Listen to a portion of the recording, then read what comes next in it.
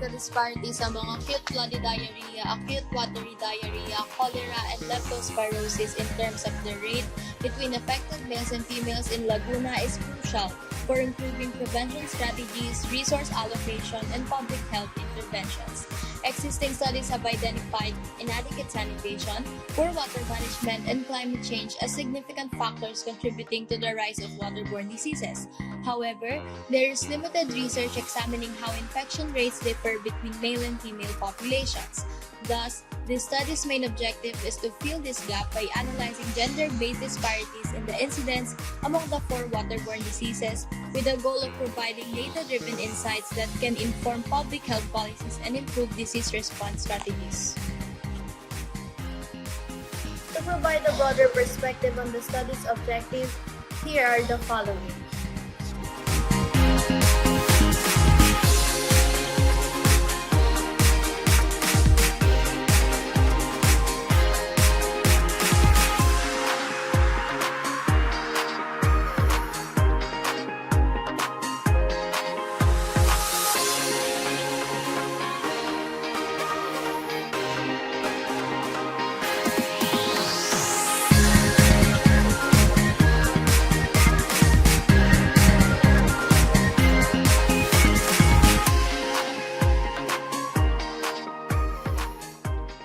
It is significant as it provides valuable insights for public health officials, policymakers, sanitary inspectors, and future researchers.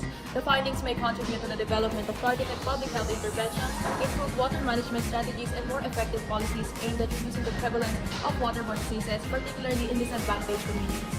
Additionally, it offers a basis for future studies on mathematical modeling and disease disparity analysis and data-driven approaches for strengthening public health systems. The study will only analyze 20 years from 2004 to 2023 of recorded incidences of acute bloody diarrhea, acute watery diarrhea, cholera, and leptospirosis using data from the DOH Epidemiology Bureau. It is limited to reported cases, excluding other waterborne diseases and factors like unreported cases, environmental conditions, healthcare interventions, and socio-economic influences.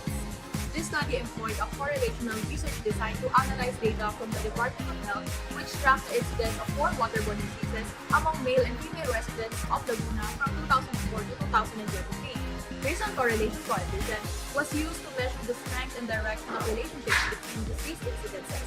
Initially, the equity disparity model, or EDM, was intended to assess the disparity in disease prevalence. However, due to time constraints and the researchers' inability to revise the model's formula, the statistician recommended using the basis for EDM, or the Pearson correlation coefficient, to still be able to generate results. To compare the incidence rates between female, and male groups, an independent sample state test was conducted. When normality assumptions were not met, the man-Whitney test was applied as a non-parametric alternative.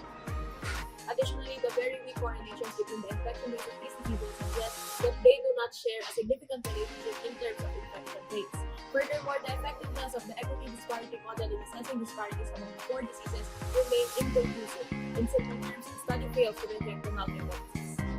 In conclusion, this study found no significant disparities or relationships among the four waterborne diseases, nor any gender-related differences in infection rates. Based on these findings, the researcher recommends that future studies focus on efficient time management with appropriate statistical methods like regression, machine learning, and ensure a clear alignment with study objectives. For policymakers, it is advised to implement preventive programs, especially during the rainy season, and monitor water contamination and flooding to protect public health.